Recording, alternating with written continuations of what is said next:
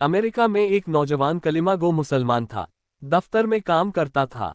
दफ्तर में काम करने वाली एक अमेरिकन लड़की से उसको प्यार हो गया और उसकी मोहब्बत का ये ताल्लुक इतना बढ़ा कि उसने यह महसूस किया कि अब मैं इसके बगैर नहीं रह सकता।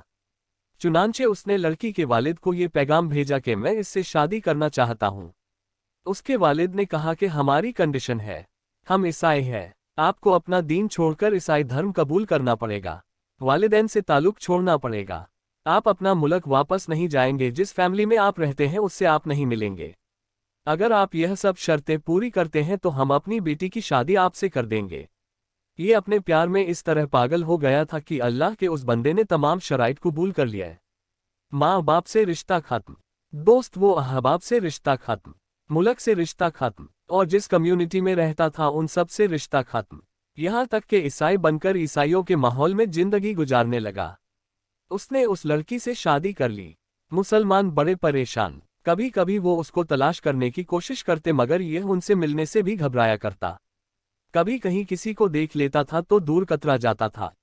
बिलाखिर किसी ने कहा कि उसके दिल पर मुहर लग गई, किसी ने कहा कि मुर्तद हो गया, किसी ने कहा कि उसने जहन्नम खरीद ली और किसी ने कहा उसने बड़ा महंगा सौदा खरीदा। हर एक की अपनी अपनी बातें थी। 3-4 साल इसी हाल में गुजर गए, यहाँ तक कि दोस्त वो अहबाब सबकी याददाश्त से भी निकलने लगा, भूली बिसरी चीज बनता चला गया। एक दिन जब मस्जिद के इमाम साहब ने फजर की नमाज के लिए दरवाजा खोला तो देखा कि यह नौजवान आया और उसने वजू किया और मस्जिद में नमाज के सफ में जाकर बैठ गया। इमाम साहब बड़े हैरान हुए कि उनके लिए तो यह बड़ी अजीब बात थी।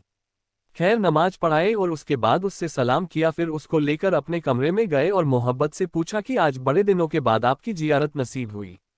उस वक्त उसने अपनी तमाम हालत बताई कि मैंने उस लड़की की मोहब्बत में अपना सब कुछ कुर्बान कर दिया, बहुत कुछ मैंने अपना जाया कर दिया, लेकिन जिस घर में मैं रहता था मेरे उस घर में अल्लाह का कुरान पाक रखा होता था।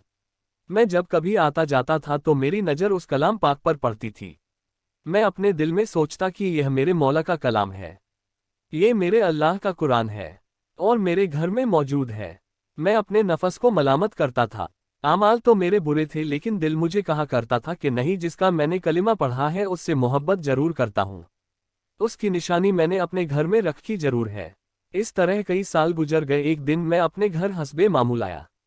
मैंने गुजरते हुए उस जगह पर नज़र डाली तो मुझे कुरान शरीफ नज़र नहीं आया।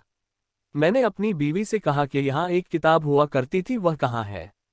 उसने कहा कि मैंने घर की सफाई की थी और गैर जरूरी चीज़ों को हमने घर से बाहर फेंक दिया है। मैंने पूछा उस किताब को भी? उसने कहा जी हाँ, उस किताब को भी बाहर फेंक दिया है।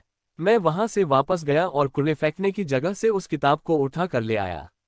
जब लड़की ने देखा कि ये उस किताब का बहुत ज्यादा एहसास कर रहा है तो वो भी एहसास करने लगी कि आखिर वजह क्या है।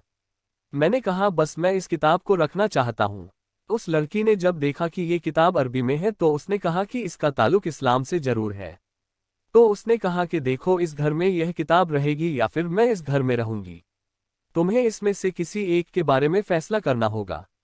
वह कहने लगा कि जब उस लड़की ने मुझे यह कहा तो मेरे लिए ये जिंदगी का अजीब वक्त था।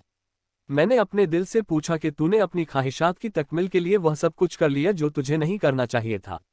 आज तेरा रिश्ता परवरदिगार से हमेशा के लिए टूट जाएगा। अब तू फैसला कर ले, अब तू अपने परवरदिगार के साथ रहना चाहता या फिर उस लड़की के साथ। जब मैंने दिल से यह पूछा तो दिल से एक आवाज आई कि नहीं, मैं अपने अल्लाह से कभी भी कटना नहीं चाहता। मैंने लड़की को तलाक दे दी और मैंने दोबारा कलिमा पढ़ा और अब मैं हमेशा के लिए पक्का मुसलमान बन चुका हूँ। इसीलिए कहते हैं कि मोहब्बतें इलाही इंसान को बचा लेती है। सोचिए, इतने गाफिल मुसलमान के दिल में भी अल्लाह रब्बुल इज्जत की मोहब्बत का बीज मौजूद रहता है।